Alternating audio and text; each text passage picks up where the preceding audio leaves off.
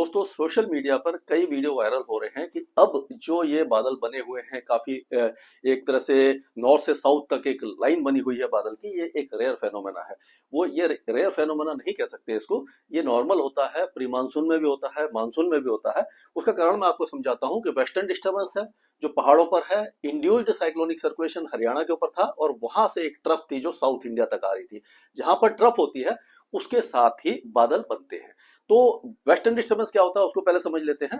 Mediterranean सी और ये जो ब्लैक सी है, कैस्पियन सी है, यहाँ से जो वेस्टर्न जेट स्ट्रीम के साथ बादल उठते हैं वो पश्चिम से पूरब की तरफ आते हैं, इसलिए पश्चिमी गड़बड़ी, पश्चिमी विक्षोभ या वेस्टर्न डिस्टर्बेंस कहते हैं।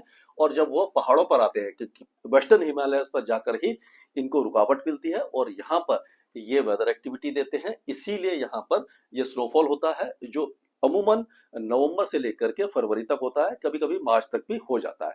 तो इस समय ये जो ट्रफ बनी हुई है काफी डीप ट्रफ बनी हुई है। आप देख सकते हैं भारत का नक्शा है और ये 200 हेक्टापास्कल पर यानी काफी ऊंचाई पर ऊंचे लेवल पर ये हवाएं जो है वो घड़ी की उल्टी दिशा में घूम रही है, यानी कि जहां से ये टर्न लेती है उसके बीच के इलाके को ट्रफ कहा जाता है। ये जो ट्रफ है डीप ट्रफ है और इस ट्रफ के कारण ही ये जो बादल हैं वो बने हुए हैं। और ये धीरे धीरे ट्रफ आप देखेंगे आगे की तरफ चली जाएगी, यानी कि पूर्व की तरफ चली जाएगी।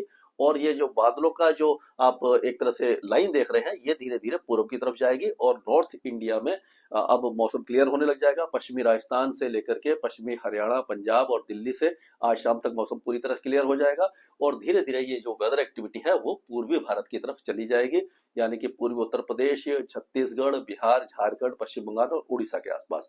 और 21 तारीख की शाम होते होते ये केवल पूर्वी भारत और उत्तर पूर्वी भारत की तरफ चली जाएगी। यहाँ पर दिल्ली एनसीआर में मौसम साफ हो जाएगा, धूप निकलेगी, टेम्परेचर बढ़ेंगे, लेकिन क्योंकि यहाँ पर स्नोफॉल हो चुका होगा पहाड़ों पर, क्योंकि 2 दिनों से हो रहा है, वहां से जो ठंडी हवाएं उत्तर दिशा से चलेंगी वेस्टर्न डिस्टर्बेंस निकलने के बाद, उससे टेम्परेचर गिरेगा। मतलब कि आप ये कह सकते हो कि धूप निकलने के बावजूद भी ठंडी का एहसास होता रहेगा। तो अगले 2 दिनों या 3 दिनों तक आप एंजॉय कर सकते हो अच्छे मौसम का। हालांकि गर्मी धीरे धीरे बढ़ेगी और अगला जब भी वेस्टर्न डिस्टर्बेंस आएगा उसके बारे में हम आपको बताते रहेंगे और उसके बारे में पहले ही आपको बता देंगे। स्काई बेड वेदर में अभी के लिए इतना ही।